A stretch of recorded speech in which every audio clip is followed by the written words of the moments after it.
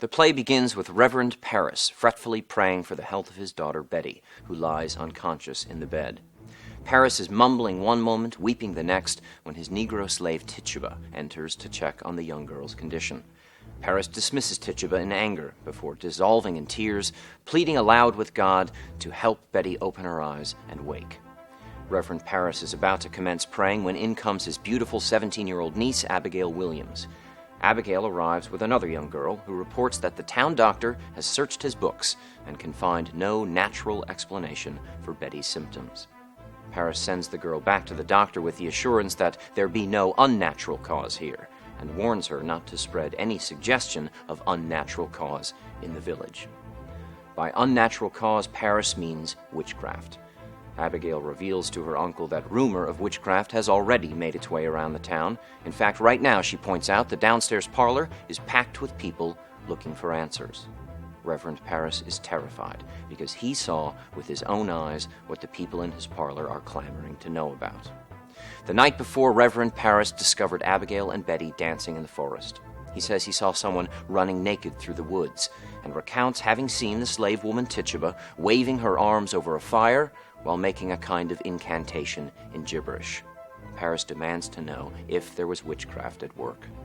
Abigail swears it was only sport, no conjuring spirits. Abigail admits the girls were dancing. She even offers to accept the whipping she'd have expected from getting caught. But Abigail swears there was no nakedness, and she tells her uncle the gibberish he heard was simply a song Tituba was singing in her native Barbados tongue. As for Betty, still lying there motionless in bed, Abigail says the little girl simply fainted out of fear when Parris suddenly appeared. The Reverend presses the interrogation. He's convinced a faction of enemies in the town wants to push him from his pulpit. With rumors of witchcraft surrounding his own home, the Reverend knows his good name hangs in the balance, and his enemies will use any evidence against him. Parris warns his niece that if her reputation about town isn't entirely pure, his own character will be compromised. Abigail insists her reputation is clean. "There be no blush about my name," she says. It is revealed that some 7 months prior, Abigail was let go from the service of a farming couple, John and Elizabeth Proctor. With all other married women in the Puritan faith, and in this story Elizabeth shares the nominal distinction, Goody. The Reverend has heard that Goody Proctor thinks Abigail's reputation is soiled. Why, he asks Abigail, would Mrs. Proctor think that? Abigail is offended and defiant and calls Goody Proctor a gossip and a liar. Abigail says she simply refused to be the Proctor's slave, and now Goody Proctor hates her for it.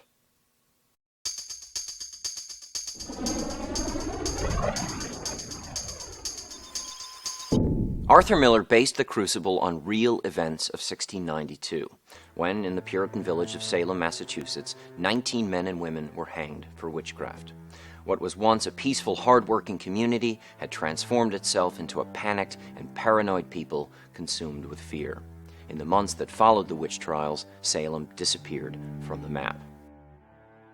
Now, to understand how it happened and to understand the play, you have to understand that by its very design, Puritan life was a pursuit of perfection. The Puritans thought of their society as a city on a hill, a shining example for others to follow. The Puritan ethos demanded that its people lead godly lives, never succumbing to temptation or sin. In this world obsessed with perfection, imperfection was vilified. Every human failing was magnified to the point of being monstrous. The residents of Salem had become wildly suspicious of even the most basic human urges. Sexual desire was considered not just sinful, but unnatural.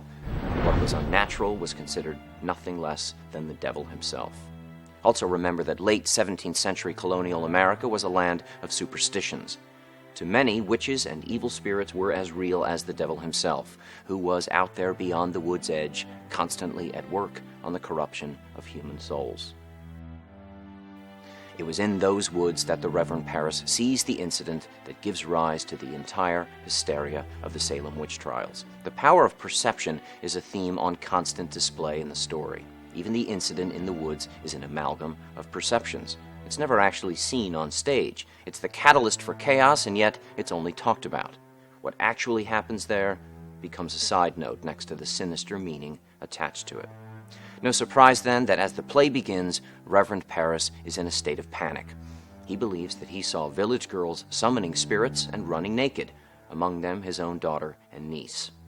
As the spiritual head of the community, Parris would be expected to take the lead on any matters affecting the general spiritual health. What he saw certainly qualified.